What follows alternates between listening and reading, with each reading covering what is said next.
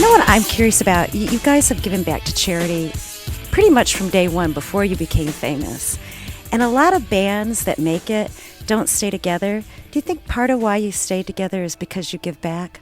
That's an interesting question. I mean, it's definitely something we've been able to rally around, and you know, it's easy for us to agree on when we're doing something that's giving back. And so I think that does help the relationships in general. You know, it's a common cause for us, for sure. One of many, but it's a big one, an important one. And what does this mean to you, Darius, coming back here and being kind of hometown hero and seeing what a difference you're making?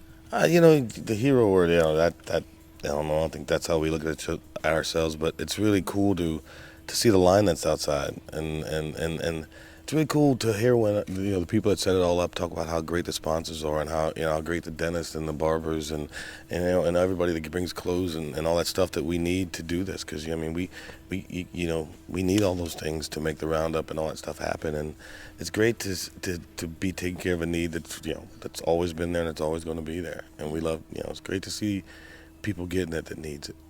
And is there any one moment, Dean, that in doing this throughout the years that really struck your heart in a special way? I mean, every year when I walk into the room and see the kids getting their haircuts and you know, see how excited they get when they get a pair of shoes or, you know, a brand new backpack, and that's what this whole thing's about for us is trying to get these kids started off on the right foot and get them going to school on a positive note and happy about being there, instead of, you know, a little kid having to wear his sister's pink backpack to school the first day. You know, it's like enough about your childhood. Come on.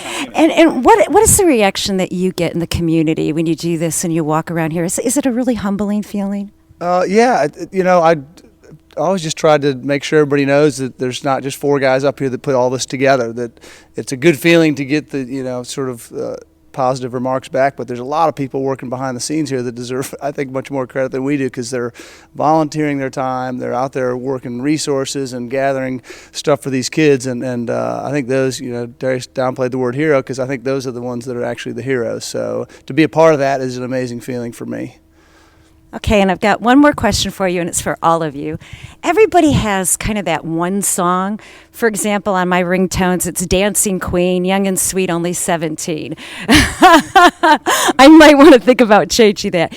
Do you have that one song? And if you don't have that one song, what are you listening to on iTunes? I always, for some reason, I love the song No Sugar Tonight by the Guess Who. But I didn't make a ringtone of it, but I do.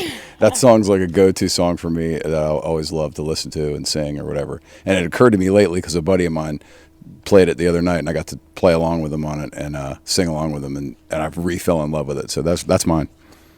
I guess for me it's probably Al Green's For the Good Times. I mean, that's probably my favorite song ever recorded. That's still, that, you know, that song made me want to be a singer.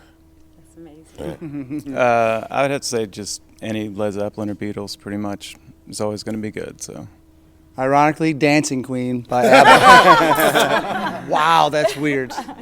Gosh, I don't know. You know, that is I don't think it's an old song. It's like literally because we drive around and listen to so much new music with all the kids. I think it's Katy Perry, Wide Awake. You know what? I love it. I didn't think I would like any new music that was coming out of radio, but that one like just got in my head and heart, and it's just right in there. So you know, a new song really made me mad. The Beautiful Song. Like I like it too. The Beautiful Song by One Direction. I can't. What a great song. It's a great song. What a They didn't great. write it. I mean, what it's a great great song. song. It, you know. I was mad. I was like, I cut that. Okay. I totally agree with you. And I felt the same way. I had another guilty pleasure with Throw Your Hands Up playing my song. Can't help it. It is a good song. Mark, while we're on that topic, and then I'll let you guys go. You right now, I mean, you are so big in the music scene here. Who's up and coming? Who should we be looking for as the next Hootie and the Blowfish? Well, I mean, I don't know if you can call it the next Hootie and the Blowfish, but there's a really good band called Southwood, actually, that's playing today, probably in the next hour or so, out at Daniel Island. And a couple of those kids came through my class at the college, and so I got to know them pretty well, and then went and saw them play and was blown away by how good they already were at that young age. Really good singers, players, and writers. So, I mean, there's a big future for them, and there are probably 10 others we could name, you know, Crowfield being another one that's been really good from around here. But it's just it's a good time in this scene. There's a lot of up and coming talent, so hopefully we can help it make a national impression somehow. That's great. Thank you so much. This is Mark Bryan from Hootie and the Blowfish. Hi, this is Dean from Hootie and the Blowfish. Hey, it's Sony from Hootie and the Blowfish. Hey, I'm Darius, and you're listening to Kinetic High Five.